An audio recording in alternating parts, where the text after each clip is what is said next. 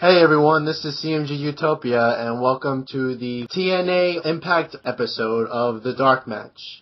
It is time for our segment that we always open with, What is Iron Sheik tweeting now? Take it away, Mr. War Machine. If the Charlie Sheen have a party and don't invite me, I fuck his ass, make him humble. End tweet. The Iron Sheik courting Charlie Sheen Twitter war continues. Is Charlie Sheen going to acknowledge Sheik? No, probably not. Well, if we're lucky, we'll get a match on WrestleMania. Oh my god, that'd be so awesome. Yeah, that'll happen. Alright, anyways, with me was Mr. War Machine, Revolver Man, and Christopher Says. Firstly, let's start with the clusterfuck of talking that happened at the beginning of the show. Oh god. After we were informed that this was the return of the Icon episode of TNA Impact, because they have names, Sting's music hits and he comes out with that fucking ridiculous heavyweight championship. He states he's done so much in this business, but he couldn't have gotten it all on his own. He wants to thank the fans. And the fans don't give a shit. Fancy that. Then he goes on to talk about Jeff Hardy, talking about how he drank the Hogan and Bischoff Kool-Aid. He puts him over and says that it was one of the greatest wrestlers he's had to face in the ring. That comment almost made me turn the show off, because I knew what I was getting into after watching that. If they literally went out there and said, hey Sting, you gotta jerk off Jeff while you're out there too, it's just like, what? No. I expected Sting to start making the motions while he was saying that. Yeah, seriously. And speaking of making the motions, Eric Bischoff and Hulk Hogan come out. And what I love about this is that they instantly crash cut to something that happened last week to cover up that the Hogan now probably walks at like a quarter of a mile per hour now down that ramp. He probably can't even do the pose right anymore. Because as we said before, and we're going to say again, he has surgical steel in his spine now. And sooner or later, he's going to get back in that ring and win the world title. Count on it. Mark my words. This is a dark match promise, people. Hogan will be getting back in the ring, and he will be going over for the title. Well, wait, that would kind of, fuck up the whole plans that they had for Jeff Hardy, since they made him, the face of TNA or whatever. Screw the plans, brother! Yeah, they'll probably find some way for him to turn face and not be involved with Immortal and push the importance away from him. Yeah, you know how they're going to book him off the show? It's when he goes into prison. When is that happening, by the way?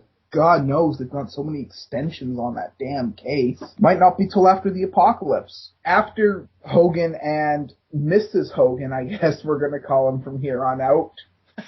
Or his sister, depending on which one of the wrestlers you want to take as canon, I guess you'd say. They come out and claim that they always knew that Sting knew who they were all along, which he kind of did, but he didn't decide to ever tell anybody that.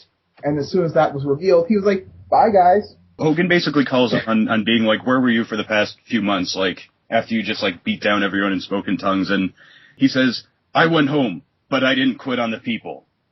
It's The Rock. It's Rock being around but not being around. Because, after that he says, there was a fire burning in me that said, Sting, you're not going anywhere. Who the heck goes to a TNA show and doesn't expect little digs at WWE? As a matter of fact, their audience probably gets off on it. Oh, it's WWE, it's PGP! Well, you know that since it's near WrestleMania, the TNA is going to do it more on the WWE. Meanwhile, the WWE is doing it back to them because they got Snooki to come in for next week's show. Vince was all like, you want to see how it's done, boys? I do believe Vince was laughing like a creepy pedophile when he did it, too. Speaking of laughing like a creepy pedophile. Hi-oh! But yeah, Mr. Anderson comes out and basically hits all his lines, acting like a weird gestalt of Stone Cold, Randy Orton, and The Rock. 1/16 of the ability, but more than 5 times the ability to put a motherfucker on the shelf. Well, we should actually count ourselves lucky considering he didn't say asshole 36 times. You know he wanted to. Although what I loved was when he started to do his spiel, nobody in the audience cared. Because, when he does it in the Impact Zone, they just eat it up. Here in North Carolina, Nothing. They expect a certain amount of quality that TNA doesn't deliver on. Why did they even bother making the move away from Orlando in the first place when they know the fans everywhere that isn't in Orlando don't act the same? Because obviously they're not buying this crap, and it's like, why even bother trying? From what I understand, though, the fans certainly in the house feel- shows away from Orlando pop very well for the matches. And for Well, that's because they don't have storyline crap in their house shows. They just Fair enough. And apparently house shows is probably about the only thing that apparently makes money in TNA. So, fancy that. But don't tell Russo that. He'll throw it out. And if the upper card wasn't convoluted and as much of a clusterfuck already, Jeff Hardy comes out. Oh, God. If you see his magical foot emblem on the Pandatron. It was like that trophy from A Christmas Story.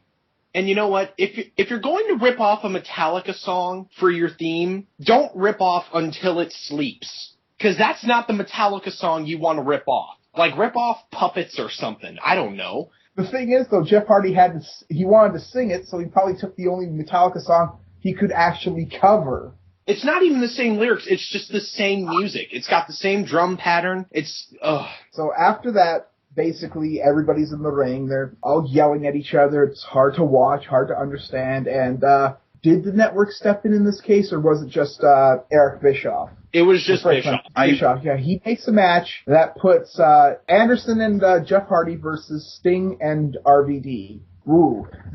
Then we get to our knockout segment. Oh, God. And we get to see the Jersey Shore crew roll up with Sarita for some unknown reason. They decided to stick her in the feud. Rosita might be there too, but they confront Angelina Love, Velvet Sky, Winter, and they basically go, yap, yap, yap, bitch, yap, yap, yap, skank, yap, yap, yap, slut, I'm gonna take you down, and this, that, and the other thing. And of course, Angelina, not Love, is clearly fucking dosed to the eyeballs with whatever shit she was drinking and popping before.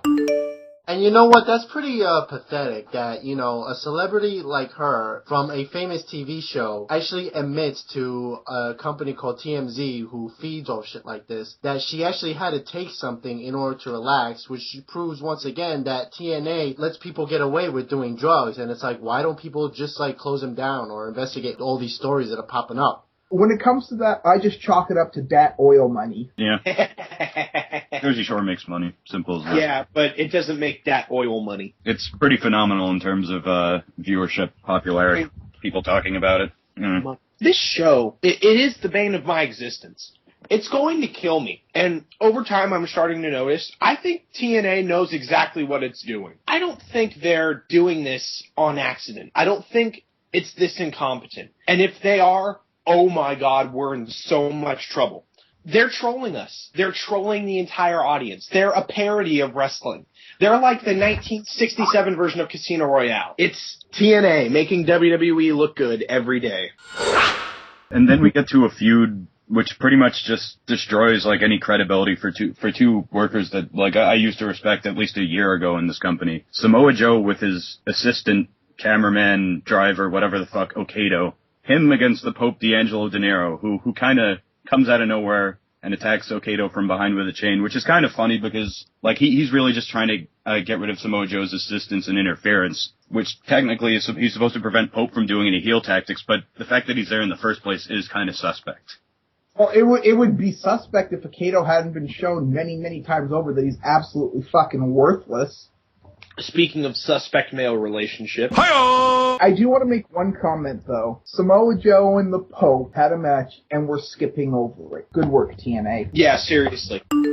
Way to make one of your best workers look like a complete pile of crap due to his apathy with this company. I mean, when he was actually a face in early 10, like feuding with Desmond Wolfe, feuding with AJ Styles for the belt, like I believe he faced him in Lockdown, he just cut the great entertaining face promos, like where you could say like anything, and it sounds like charismatic and it sounds good, but now it's just like all a bunch of nonsense. Like he just doesn't have like a straightforward feud. I feel very sorry for Joe. Who still, though, I think it was his idea to with the Kato gimmick, so he could just like get that worker like on the main show. Probably. I actually read that it wasn't Joe's idea.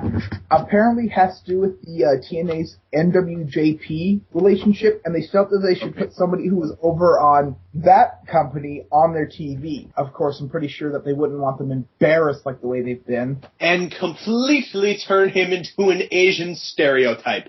Well done, Russo. Well done. Stay classy, Hey, TNA. at least Russo didn't turn him into a luchador.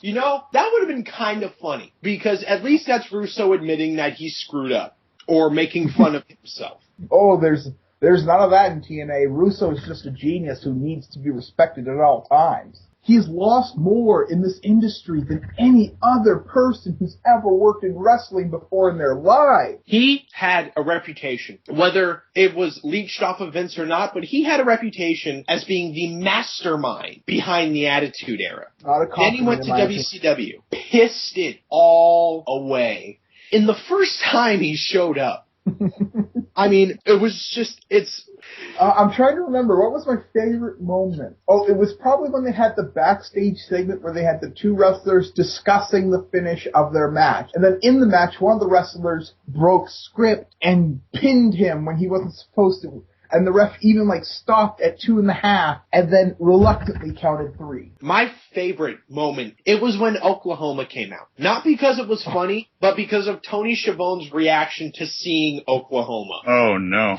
It was just, oh no. It's a match where both performers do as well as they can, but nobody cares about the consequences of the match because there are no consequences. There's nothing at stake here. There was no point to this feud. No one knows why Joe cares. No one knows how Joe and frickin' Kato know each other. No one knows why Pope turned heel. Well, first they turned him heel by joining up with Nash and Sting, and when it was proven that they were right, so they were technically faces, it's like they realized, oh, fuck, by doing that, we made him a face again. Well, shit, make him a dog-fighting rapist, or whatever the other thing he's supposed to be. I think I was reading something about Russo wanted to make him a child pimp. Oh, my God, Russo, have you no shame? Is that a rhetorical question? Can I answer that for you? It is a rhetorical question, and at the same time it isn't. But then again, this is a man who told Ric Flair to tell another man to get down on his knees. Bully Ray backstage, the very threateningly, very malevolently named Bully Ray. Dreamer stuck his fat ass in my business, and bad news for anyone who does that. What I actually liked about this is that, he called Tommy Dreamer a fat ass. That almost is kind of like a throwback to ECW when you'd call audience members fat, even though he himself weighed around 350 pounds. I was just about to say that. That's big deal hypocrisy. He's good at that, but again, there's another very arbitrary feud that just pits Team 3D against each other for no reason. It wasn't good when WWE did it. It's not going to be good when TNA does it. The highlight of that promo for me was when Bully Ray was threatening to break the camera and, I'm going to beat you up, cameraman, and everything, and then he just leaves. Yeah. Madison Rain comes out after the commercial break with Tara, and she basically says, I'm getting bored with all the competition. Excuse me! Oh, that whore. I hate it when Vicky does it. But you know what? At least I get why Vicky does it. When she did it the first time, it was just her trying to get the audience's attention. But they realized that was a heat magnet, and the crowd just booed her more. When she does it, it's blatantly ripping off WWE because Russo's clever. Yeah, she kind of goes into that screeching mode. It almost reminds me of Sam Kinison, only very unfavorably of Sam Kinison. She issues an open talent to anyone backstage like she did last week, and who else but Roxy comes out. She's been hinting all over Twitter about a retirement around the middle of 2010, right before the fall. She comes back in around June, July, gets put in a loser leaves town match, and just fucking gets fired. I really, Roxy, girl, we love you. Why are you doing this to yourself? I have one question, though. Why the hell did she butcher her hair the way she did when she appeared on TNA? You know what? Screw all of you. It was a good haircut. Yeah, I didn't mind it at all. I thought it looked fine on her, and to give her props, like she did a mean spine buster in the middle of the match. She jobbed hard. And when I say jobbed hard, she took one move and was dead. And you know what the sad part was? I don't know if someone said this already, but Taz referred to her as one of the women's wrestlers from the golden age of the Knockouts division. Oh, you should have just shut your mouth, Taz. That was just way too pathetic. Wow. Way too Way to completely bury the backstage, Taz. Good on you, mate. You know, at least Taz is honest. He's about as honest as when he calls Bully Ray Bubba. Or brother. I think Taz just does not give a shit anymore. He doesn't. He doesn't care. I think he realized after watching the Sharmell-Jenna Maraska match what he signed up for. So he's just like, screw it. I'll do what I want. I'll talk about letting pigeons loose and I won't tell anyone what it means. I'll like lose my mind at the sight of a girl barely tapping her ass. You know, it's just, that's just how Taz is going to conduct his business from now on. And I can actually respect that. Because he knows he's not going to be fired because he's an ex-WWE guy. Yeah. Oh, yeah. And they don't fire them. Yeah, plus he's sitting next to someone who's just like a few notches above Mike Adamle. Who, like Mike Adamle, only has one emotion, which is basically excitement whenever a face comes out. No. Guys, just gushing that's me. excitement. That's really me. You know, Adamle at least had dyslexia, so he didn't always know what he was reading. Frickin' Yeah. TNA has no fucking excuse. TNA has one more emotion. Oh, you gotta be kidding me! Oh shit! It's Vince Russo! Did someone tell him that Russo was gonna be out there? Because if someone did tell him, that was some damn good acting on his part. I would have loved if it was legit. And like they had to cut his mic. He's going like, what the fuck is Vince Russo doing here? I got away from that son of a bitch when WCW died. I mean, have you ever seen the shoot interview between TNA and Russo? Oh, you mean that if you want to see Lucha Libre go to Japan, that old head? Yes. Yeah, I don't think TNA was going off of the script there. I think he was legitimately asking those questions to Russo. Reign, of course, wins with the I'll fall down. And after the match, Mickie James interrupts just to reignite the feud or continue the feud, even though, if I remember correctly, Mickie James lost on quite a few occasions. Like, she shouldn't get a title shot, but they'll probably just give it to her eventually. Probably, if not at Victory Road, then Lockdown. Well, I don't even know if she has a match. Well, considering that the beautiful people are now within this fucking Jersey Shore thing, who else is there to compete for the women's exactly. It's like they're not going to care about anyone else. It's like, once they announced that Angelina was coming on to TNA, it's like all the other women, it's like they put them on the back burner. They don't even give a shit about them anymore. Exactly. Now, speaking of the other women, this is when Tommy Dreamer comes out. What I found most hilarious about this is that they kind of make it look like that Tommy Dreamer and Bully Ray went into the same parking lot, but when Tommy Dreamer goes out there, there is nobody else in that parking lot but him and the cameraman. Like, Bully's either hiding behind a car, or there were two parking lots in that building, and Tommy went to the wrong one. Tommy Dreamer basically says, you want a parking lot? Here's a nice lot. And we get a beautiful vista of the Universal Studios back lot. We come back to commercial in a parking lot, this time with Bully Ray. Once again, leads to the theory that Tommy Dreamer simply went to the wrong parking lot. Tommy, you deserve better than this. You're Tommy freaking Dreamer. Why do you settle for so little? No. He lost all of his credibility when he was on his knees sucking Dixie Carter's dick and doing that, oh, give us another chance. So, you know what? I lost all respect for Tommy Dreamer after he did that, okay? He had an office job in the WWE that apparently, if what I read is correct, he liked a lot. I just don't understand. I bet WWE doesn't understand either. He basically left a better paying job to prostitute himself, destroy his dignity, and become the bitch of Hulk Hogan. Oh, for what? God. You remember the ECW promo? I don't remember which one it was, but it was somebody, I think it was Mike Awesome, who said, Hulk Hogan, I'm going to rip off your face and feed it to you, so you have to shit out your own face.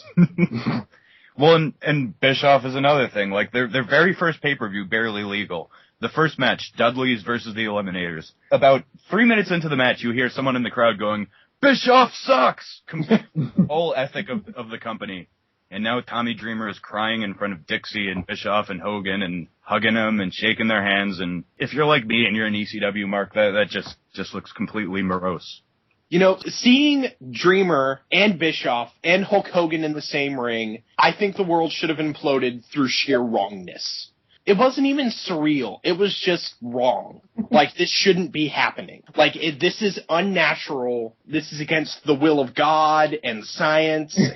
I was just waiting for Paul Heyman to come out of the back and be like, "What the fuck are you guys doing?" What is this? You know, if Paul Heyman came out, that actually might have been a good promo, but he didn't. I might have just stopped watching wrestling after that. Well, if they had just like, we're if done. they had actually given Heyman creative control, like probably the direction he would have taken the angle if it had gone like it was thus far would be, he'd come out and he'd say, "Sorry, but I'm with the younger guys in TNA. You guys are deluded. You guys have to like get off your high horse."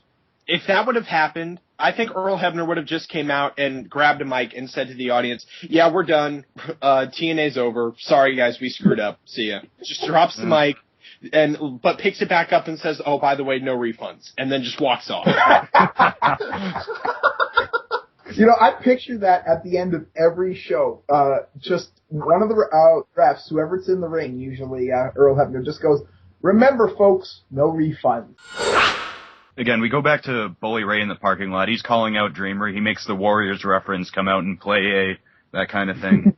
Oh, God. Like, a few Russo, dozen, you and your references. a few dozen seconds pass, and he says, "I knew you wouldn't show up." Devon shows up, beats him down. That's my kids! That's my kids! I was enjoying it just for the fact that fucking security didn't instantly stop Devon. And I actually just realized I've been referring to him as Bubba, so like I sympathize with you, Taz. I just can't call him Bully. I can't call him Brother. Doesn't work. It's ironic. Security was nowhere to be found, and yet there was only one black guy near like 2 cars watching the whole scenario.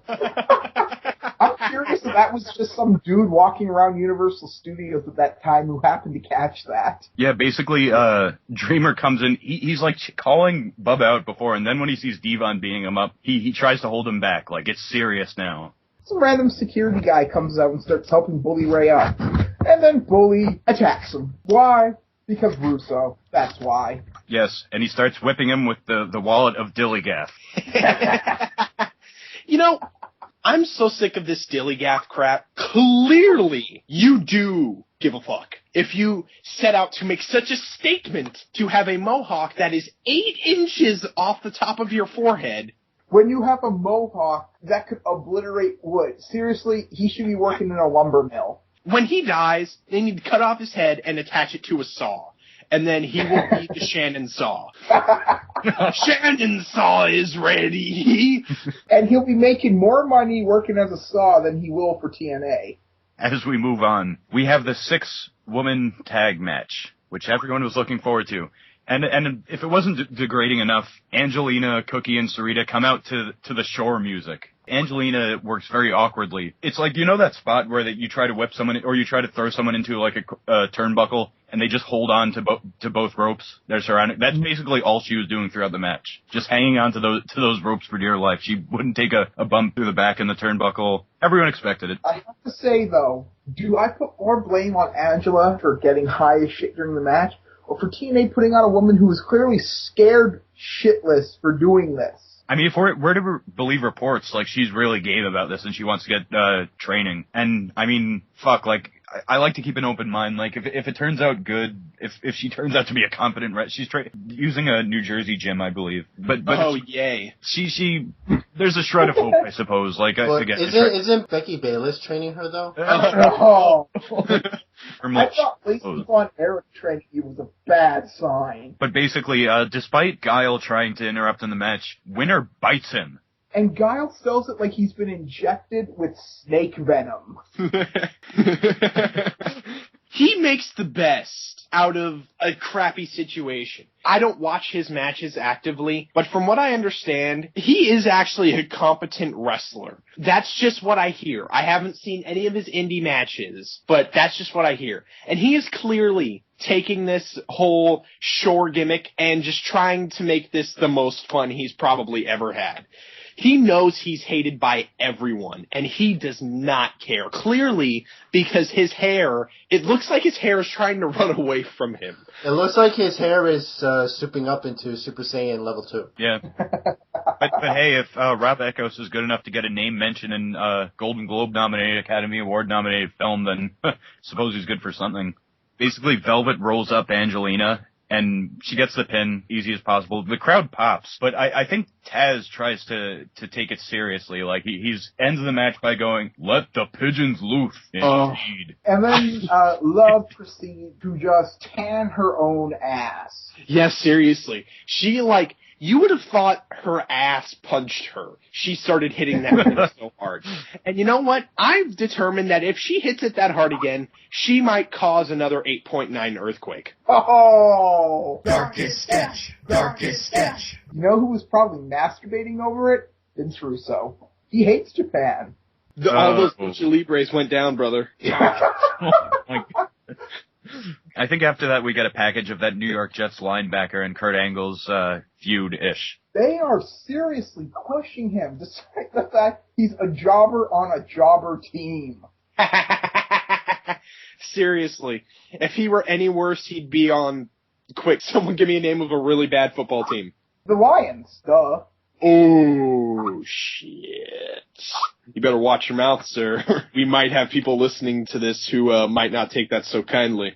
Moving on, we have a backstage segment with Anderson and the rest of Immortal, or I guess all the important people. I don't think I recall seeing Gunner and his pal. But he basically threatens to take out Jeff Hardy, and Bischoff offers up his verbal Kool-Aid. Anderson, I guess, drinks it, but because he stopped speaking. Like, he seems like he's listening to him. And we cut to commercial. Another pointless promo. Like, another thing that's trying to tease us that Anderson will ultimately join the heel side. I used to be really high on Anderson when he was in WWE. I used to be really high on this guy. And you want to know why? Because WWE made him look good. WWE worked the Vince Russo make any story that he wrote look good magic. And you want to know why? That's because Vince McMahon is somewhat of a genius. Because if he can make Anderson, who seemed like he had all the tools and talent in the world, look that good, and then have him go to TNA, and then have him be this bad. Well, the only thing holding him back was that WWE didn't let him chew gum during his promos. That was key to his whole character, I guess. But after that complete pointlessness, a video airs between AJ Styles and Matt Hardy from a few weeks ago, when Rick turned on Fortune for no reason. After the video airs, Rick and Matt come out, and then AJ comes out shortly afterwards. And this is a street fight, by the way, which we will be getting into the importance of Ric Flair blading pretty soon. There was a promo before this match started. Oh, yes, let's talk about that, please.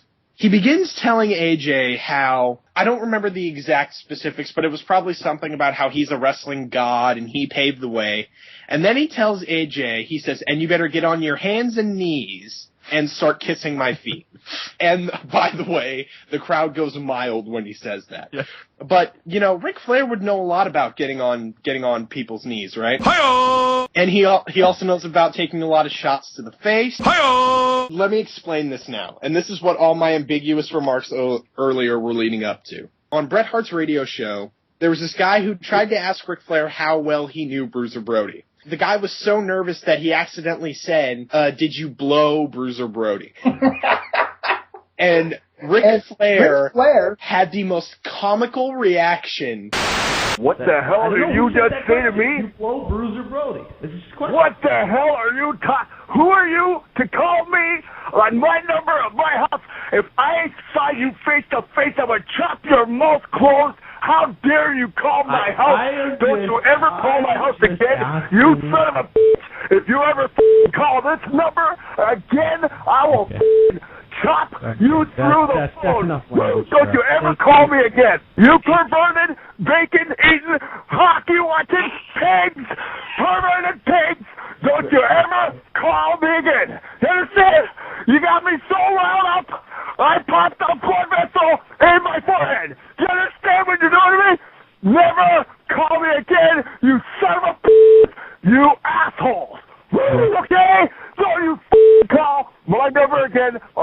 serves you. You understand now? Flair tells AJ you're in Flair country, and then AJ says, "Oh yeah? Well, you're in the house that AJ Styles built." No, actually, I heard him say that last year when he first was being managed by Ric Flair. Like, he was talking about the Pope, and he used that exact phrase. Like, I'm sure he's used it before, but... That needs to be a t-shirt, because that is a badass catchphrase. And, you know, AJ... And it's the truth. It is the truth. He did so much for TNA that to see the way they're using him now, the fact that he doesn't have the belt on him astonishes me. I mean, it blows my mind. Like, even barely trying to contemplate it. He is such a talented wrestler that the fact that he's not used the way he should be honestly makes me more than a little upset. But see, here's the thing though, like, when you think about, like, the shit that AJ's been through with, like, you know, him taking a backseat to, like, everybody else, that kind of makes sense when it relates to Fortune going against Immortal. Do you remember when Fortune first turned and AJ made the comment that Hogan and his cronies had killed one company and they're not going to let them do it again? Exactly. I thought it was like a real, like, shoot segment and not, like, scripted. Especially with the look on Bischoff's face after he said that. He looked like he wanted to pull out the script right there and check to see if that was in there. Yeah. Flair answers him with all this, like, psychobabble, God only knows what. But AJ says to Flair, he basically says, "Shut up. Like you always said, are you going to talk the talk or walk the walk?" And Matt Hardy, of all people, cuts in. Like, he has to get himself involved. He goes, AJ, the miserable paths I've traveled on, I wouldn't wish it upon anyone. It's not personal. I was once like you. And AJ says one of the most glorious things ever. "I don't like you or your brother." And he hits Matt with the mic. Basically saying what everyone is thinking at this point. What was funny about that promo was I felt that Matt called AJ a kid, even though AJ was only 4 years removed from Matt's age. Oh, yeah. Exactly. That's one of the problems that I had. The other problem that I had with this, what he said was, what troubled past did he have? He was basically living the good life when he was teaming with Jeff Hardy, and it was the whole Hardy Boys gimmick with Lita. Well, that's the miserable path. That's what it's just Lita. It's just his shit with Lita. And him lacking maturity. He's probably talking about his singles career more than anything. And you know what? I'm going to say something. When Matt Hardy was good, he was good. And, you know, when he had the Mattitude angle, that was when they should have pushed him to the moon. But they didn't. And then he came back and everyone said it at least once. They had the hottest angle in wrestling waiting for them with a side of crab leg next to it and the finest wine you can think of. It was all there, and they just didn't properly execute it. But still, the matches were great. In the 3 matches they had, none of them were bad. It's just the crap leading up to the matches sucked hard. And, you know, he is a victim, not in the sense of what you're thinking. He's a victim of what I like to call unfortunate timing. And he was just in the myriad of guys who should have been pushed but never got pushed. Well, here's the thing. It's one thing, like, if you're being stuck in, like, the mid-card and not doing anything, to do something positive, to, like, make yourself get pushed up even more, like, have more charisma or do better in the matches. But it's another thing when you purposely try to make yourself get fired and post, like, internet videos of, like, him saying stupid shit about, like, you know, other people. And it's like, what the fuck? Why bring, like, bad karma, like, around yourself? And it was around that time that I really stopped liking Matt. And, you know, because he doesn't realize what he had. He just Hardy Boys. I think Jeff did. He just made some bad choices along the way. Here's why I disagree. It's simply because Jeff was offered $5 million, half a year, and a year-long title reign. And he turned it down so he could smoke meth in TNA. It's basically AJ almost going over Matt, but of course they establish the fact that Flair is a presence, and he gets involved early on, and it looks like a joke early on. AJ delivers an enziguri to him, a very drawn-out one, like AJ gets Flair in the figure 4 leg lock. Though, with that, Matt does a diving leg drop to AJ, and pretty much from there, like, the kind of balanced switches, and it's just Flair and Matt getting the upper hand. And Flair... Then Flair blades for no apparent reason. Like, literally, we say that a lot in terms of unnecessary blading, but literally, this felt like he He realized he had a blade on him, and he was like, screw it. All of a sudden, he came back up from, I think he just got knocked out of the ring, and he was bleeding like a stuck pig. I mean... And what was really funny about that was that the spot where that logically would happen didn't happen until like 3 minutes later. Yeah, because what happened was that he got thrown out of the ring, and then AJ threw him in the barricade and then on the steel stairs, like I think once or twice, and that's probably where he was supposed to do the blade thing. But I was very disappointed because he did not blade his pants this time. No, but he didn't make it look like Kurt Angle got a hold of him with the fucking hatchet. Oh, yes. I mean, seriously, this guy must be cutting into what's left of his scalp to blade now, because that was coming from, like, the top of his, speaking of coming on Ric Flair. I felt so sorry for anybody else that had to wrestle in that ring afterward, because it looked worse than a medical waste dump in there. You have to think that there's like some kind of disease spreading around back in the locker room or even in the ring too with all the blood that's getting spewed all over the place. Like friggin' HIV or some other kind of shit like that that's going around and they probably don't even know about it. And let's think about this for a moment. It looked like a medical waste dump in there. Ric Flair was the only one who bladed. Mm-hmm. Ugh. So the match basically finished when AJ sets Matt up for the Styles clash. He does the sort of crucifix-like pose. There's a low blow by Flair, and Matt hits the twist of intense dislike on AJ. Simply know that for that spot to work, AJ had to let go so Matt's head wouldn't be shielding his balls from the Flair nut shot. Okay, we are now calling the twist of intense dislike the twist of grapes. The twist of grapes. Yeah, exactly. You know what? I like that. I do. Ollie, thank you. But yeah, we go from that match to another backstage promo, which kind of made me realize something about Sting playing a face. Whenever he's cutting like a promo or doing an interview or having like a segment with another worker, he seems to always be in like amazement. Like that's how he expresses himself as a face. He was talking to RVD and he's like, I attacked you because I thought you were one of them, man. Like almost trying to make him sound like that kind of surfer. But there's only so much I know about that segment of his career. Since Sting's return was a ripoff of The Undertaker, and Undertaker's kind of got this hybrid dead man, American badass thing, maybe they're trying to go for a Sting hybrid Crow surfer gimmick. The Crow gimmick was only good once. And you want to know the reason why it was good once? Because they had a good story built around it. And granted, Sting's been betrayed plenty of times, but the whole WCW betrayed him storyline was pretty effective. And if there's one thing WCW got right in the 90s, it was frickin' Sting. But yeah, as a natural progression from promo to match, we have Jen Me versus Ink Inc. with Beer Money on commentary, and another like you mean Jen Jobber. Jen in the pit because of Jeff Jarrett being an asshole and airing out grievances on Twitter. Has Twitter caused the worst shit in TNA ever since they started using it? Not just TNA, but for sometimes WWE too, because of recent. Hey, at least WWE has never said like 6 times, "Oh, my account was hacked. That's why I said this insanely stupid shit." Well, no, I was talking about like what happened with Melina and Jomo recently. Well, that hasn't really led to anything. We'll see how that develops. Like we just heard about the story this morning, so hopefully they're not in deep shit. I really hope Morrison isn't in deep shit. Like we want to see that push.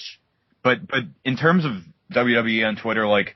After Bryan Danielson got fired, you saw John Cena do that like very long tweet, like those clusters of tweets, like talking about how he wants them back.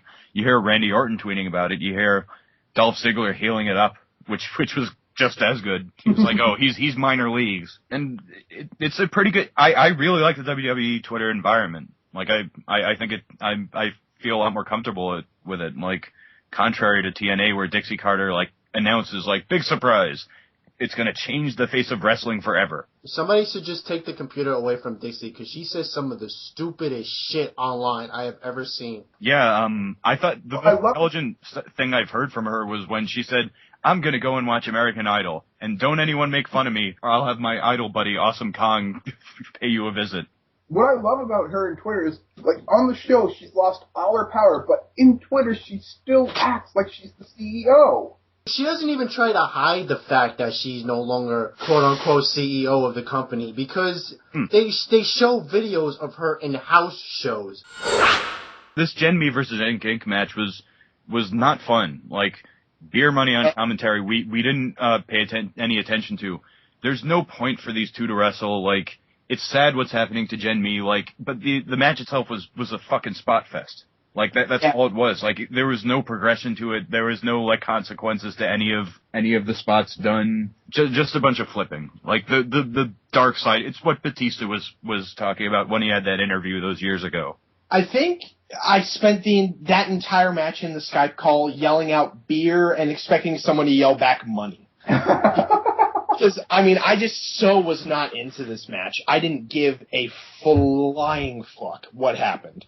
But yes, we go from one backstage promo to another. It's Jeff Hardy and Anderson. Jeff basically sitting right in front of him saying, "What's going to happen tonight, Ken? You're going to turn on me." He tells him to eliminate the hate. I guess, like, they're, again, like Bischoff, Jeff Hardy is implanting, like, ideas of heelishness in Anderson's head, and it goes from I think it cuts commercial, and we come back with Wait, one thing about that promo, though, I thought it was, like, really creepy, though, because those two were sitting so close to the point where I was thinking, like, are they gonna make out? Are they gonna make out? Are they gonna make out? I, on point, said kiss. I mean, dude, in a night that was nothing but pure gay jokes, TNA gave me a free one. I mean, it was just... And speaking of freebies... Hi-oh! After the tender moments between Jeff and Anderson, we get the quote saying, "Totally sick of Joe, and when Victory Road is coming up, it means Lockdown's coming up, and that's when he's going to get rid of Samoa Joe for TNA." So they are going to stretch out this feud to Lockdown, which was one of our early theories back in the beginning of the show. The beauty of the way Pope worded that promo was that he said, "Everyone knows Victory Road leads to Lockdown," which wasn't the case last year. So the thing is, though, he's basically burying Victory Road, because Victory Road is basically just an impact for Lockdown. Yeah, see, last year I thought that Victory Road was supposed to be their biggest pay-per-view, but it's, Bound for Glory. Oh yeah, Bound for Glory. Ugh. The thing is, though, I've heard 3 different pay-per-views that have been called TNA's WrestleMania. Slammiversary, that's it. Road, and Bound for Glory. I've all heard them called that, so it doesn't even seem like TNA knows what the fuck they're doing when it comes to the pay-per-views, which I guess they don't. Well, I think we could all agree that they don't have a WrestleMania. They don't. Back to our clusterfuck of promos. We get one with Jeff and Karen, and crap. Like, I don't know what else to say about this. Basically what happened is that apparently Jeff was like, oh, you know, even though Kurt Angle ruined our wedding, it brought us even closer. They show him, like, you know, packing bags and shit, and Karen is like, oh, where are we going? And he's like, oh, we're going on our honeymoon, and they're hyping this all up, and it's basically just useless 1-2 minutes of Karen going, oh, where are we going? And it was annoying. Well, guess where their honeymoon's going to be held? This Sunday in Orlando, Florida. So, do I smell some wacky Kurt Angle pay-per-view hijinks? Oh, no, because this time Kurt Angle's going to come out with a chainsaw. Either that or they're going to consummate the renewal of their vows, and Kurt Angle will just crawl out of Karen's vagina and attack Jeff. No. He's going to bust in, but somehow he snuck an AK-47 up Karen's cooch. You know, I used to think Karen Jarrett Angle, whatever the hell her name is, was the hottest thing on the face of the planet. Until Bob put it into perspective for me. And what Bob told me was that you have to look at it this way. Both Kurt and Jeff have came inside her. I was just like, damn it, Bob. From there, we go to another video package, this one about Sting. Before the Sting one, they hyped Kazarian and the Ultimate X match coming up. Yay! Because I want to watch Spotorific at frickin' Victory Road. From there, we get a Sting interview with Jeremy Borash, who wishes death upon all the families of every one of TNA's detractors. Oh, shit. Hey, Sting, why don't you run up the steps to get to your match? Come on, let's do this. I'll put your check in front of your face. Daphne, you must trip. I would love to see Hulk Hogan have to jog for his check. Oh, God. Because you would see that spine, like, fall out his ass. Like it was coming off the pole. It reminds You'd me be of able that to follow the trail of vertebrae. That comment reminds me of a scene in Undercover Brother, where Dave Chappelle is talking to Neil Patrick Harris, and he goes, "Not bad, Whitey, but if it was me, I'd have pulled the spine out his ass." Oh. Yeah, Sting's being interviewed and Anderson attacks him. He drank the Kool-Aid. He drank the Kool-Aid and drank the sperm of Ric Flair and Bruiser Brody. Hi-oh! I don't want to talk about this match. I really don't. Because essentially what it was RVD getting jobbed out for maybe 5 minutes. Then he has a comeback. Then he gets jobbed out again. Then Sting comes out and saves the day. And then RVD gets the pin, 1, 2, 3 match over. It was a piece of crap. Guess what? Spoiler alert. All that nonsense. Now, I want to address something that No Leaf brought up last night. That harmed my soul and made me worry about his well-being. He said that Impact was a 3 out of 10. From us describing this to you, the audience, what does this sound like to you? Because to me, it sounds like a negative 9,000. This sounds like a negative 9,000. When it comes to TNA, this was not a bad Impact. That's the most damning thing about this, I feel. It had, like, little fun moments that, you know what, it's getting to the point where it's like, for us, we rate it high because it's more funnier to rip on. Like the whole Anderson and Jeff Hardy about the kiss thing. And then when Taz came in his pants when Velvet Sky was slapping her ass 15 bazillion times. Which, again, I must say, that woman has the most incredible ass out of all the knockouts. I mean, I don't really know what to say other than she has an incredible ass. And if she had the talent to back it up, she would maybe be one of the best women's wrestlers out there right now. Yeah, back it up indeed. But the flotation devices in front of her seem to be hindering her wrestling ability. I seem to recall, like, it might have been, like, before Impact, like, on Wednesday or Tuesday, we were discussing Victory Road, and we happened to notice that we forgot that the pay-per-view was this Sunday. and to prove that we had every reason to forget it, let's run down the card. Beer Money Inc. versus Ink Inc. First match of the night. See, the thing about that is no one cares about Ink Inc. getting the titles, and they did the genius move of booking Shannon Moore's character by taking out the book of Dillygaff. Do I look like I give a fuck? Dude, you're going for a fucking championship. You clearly and you know what? He's probably gonna win. Yeah, I wouldn't put it past them. But, like, my conclusion to this is that Shannon Moore is, like CM Punk once said, you're a poser. If you were to somehow melt his body, you would have pure liquid poser as an element. We'd have discovered a new element, PY poser. You know what, though? I will give Shannon more credit because unlike all the other assholes that he hangs out with, like Jeff Hardy, Matt Hardy, and... He seems to have his head screwed on straight. That's what I was going for. He shuts his fucking mouth, if anything. Like, I wonder if he wants to get himself involved in this petty, gossipy shit. I still find his character awful, and I don't think he's really doing anything to improve it. I can't even fathom the thought, like, God forbid, like, you know, Hurricane Helms gets into TNA. I mean, what's that going to turn out to be like? You would just see every night him attempting to bury Shawn Michaels. He was doing that before, though, on, like, Twitter and all that other shit, so does it really matter, though? It matters because the fucking TV show is giving him real time to air his petty bullshit. Wait. About Shannon Moore.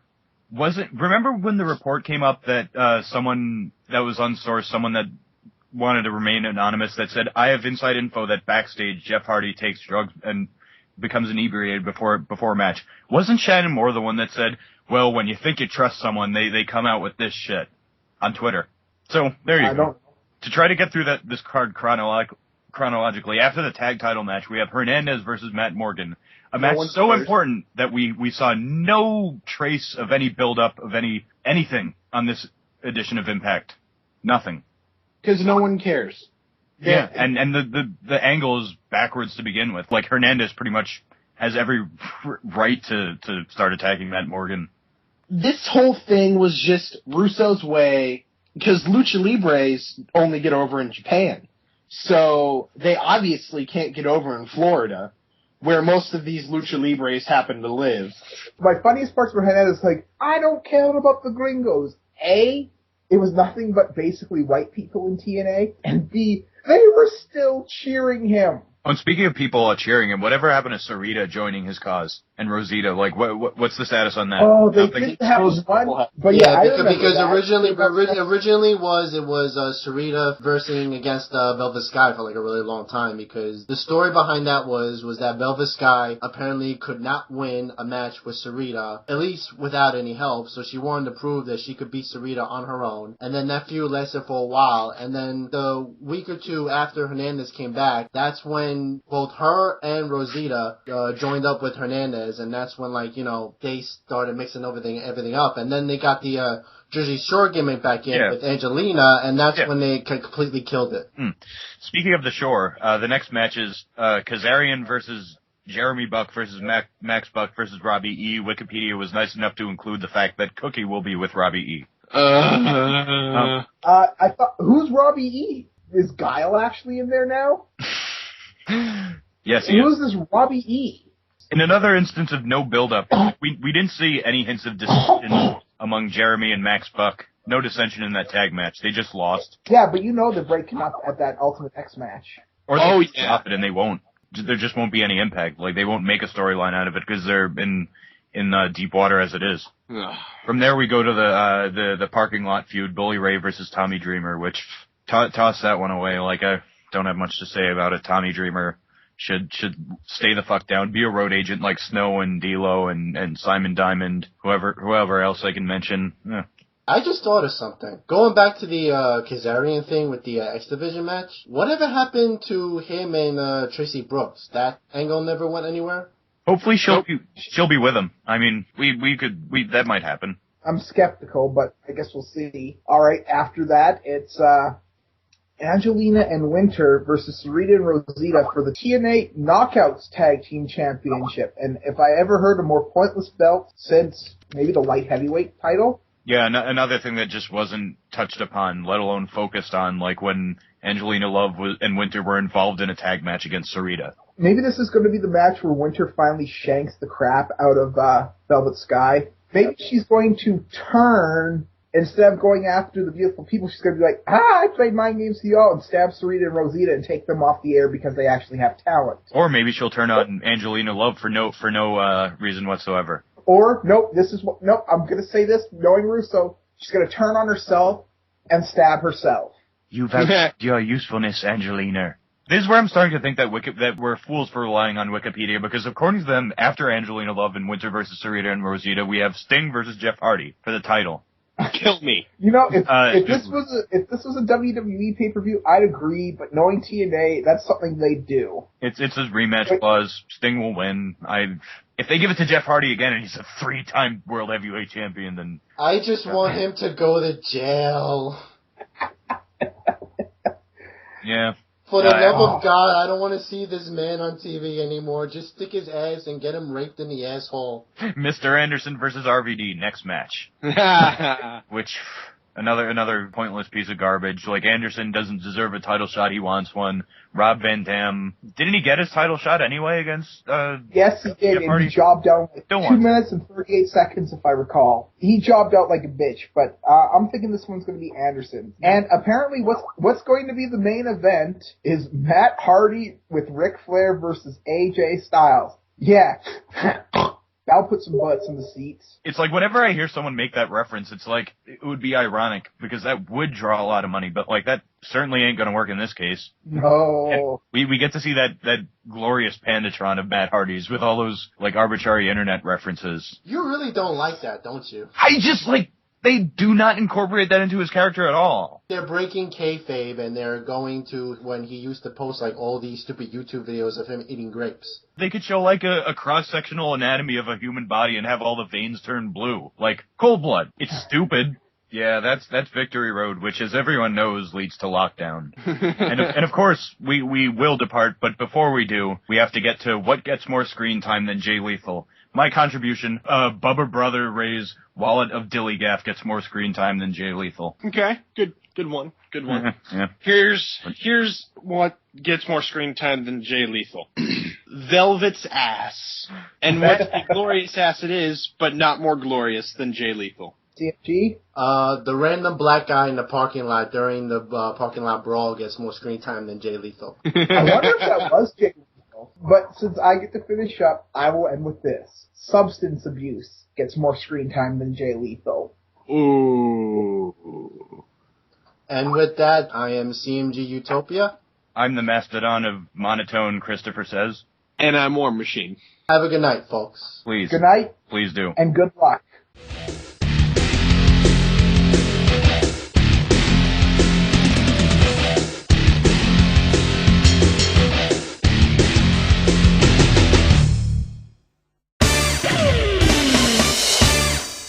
A TNA wrestler recently was on another show. And, Oh, yes. And it was glorious. Our friend, the Brian Kendrick, got up on stage on The Price is Right. Some excitement to your next outdoor party with this wagon-bodied popcorn machine. Comes with a 48-inch wagon with a red and white striped awning to bring true carnival style to your backyard. All right, thank you very much. Tiffany, Beverly Ann, what do you bid? $450. Yes. All righty, good for you. Annette.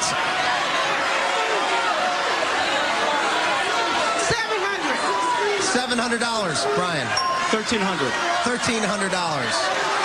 David.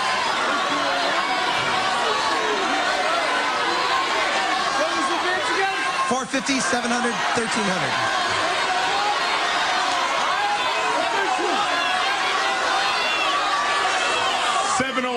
$701. All right. Actual retail price. Wow-wee, man. $3,018. Brian, come on up here. $3,000 bucks. Man. Welcome to the show, man. Let's see if everybody was off on that one. Come over here. All right, Brian, all we have to do to win this is play some tic-tac-toe. Tic-tac-toe. There's a hidden X, a secret X, hidden here, here, or here. So it's the top, the middle, to the bottom. Don't know where it is. I'll give you a free X to put anywhere you want, any of the yellow spaces you want to. Up in the corner. Good. You played tic-tac-toe before. But I have two more X's ready to give you, but you have to earn them by knowing the price of those small prizes over there. Go ahead, George. Yes, the small portable charcoal grill can cook 3 steaks or 6 burgers at a time, so it's the perfect tailgating companion. And take lots of high-quality photos of all your exciting adventures with this 10-megapixel compact digital camera that has auto zoom focus and red-eye reduction. All right. That charcoal grill, I bet you've seen 1,000 times in a store. It's either $40 or $69. What do you think? Drew, I'm going to go with 40. 40 bucks. Come on, 40 bucks. You got it. X, anywhere you want it. Any yellow spot you want. Down in the corner. If it's in the middle, you're a winner. Let's go for the digital camera. $90 or $175. Drew, I'm going with $90. $90. I have an X right here. If it's 90 bucks, Manuela, what do you say? There you go. Anywhere you want. Well, no, not any yellow spot you want. Any yellow spot you want. I'm glad people have friends to help them out. Yeah. Let's see. If the X is at the top, you're a winner. If it's at the middle, you're a winner. The only way you lose is if it's at the very bottom. Good luck to you, Brian. 1, 2, 3. Going down there. Oh, buddy, I'm so sorry. You did everything perfect. Popper machine. Spin the wheel. That's why God made 95s. Dollars. Anybody want to say hello to? Yeah. My mom, Steve, my wife, and my cats, Jack and Suze. Okay, there you go. Feel bad. You did everything right on Secret X that you're supposed to do. And this thing, you got it. It's some kind of consolation. He's going to get a 60. Spin again. 30, 35, 40. 3 numbers that'll help you. 30, 35, 40. 30, 35, 40. There's 35. There's 40. There's a 30. There's 35. There's 40. There's a 30. Not gonna be a real pleasure meeting you, man. Go Sounders. Thanks for wearing the shirt. Solana, guess what? You're on your way to the... As Ali pointed out, and I wanted to say, is that, do you think that when Brian Kendrick came back with the popcorn machine, he won TNA confiscated it so they could use it in the Impact Zone? Probably. Yeah, probably in the Bully Ray Tommy Dreamer match.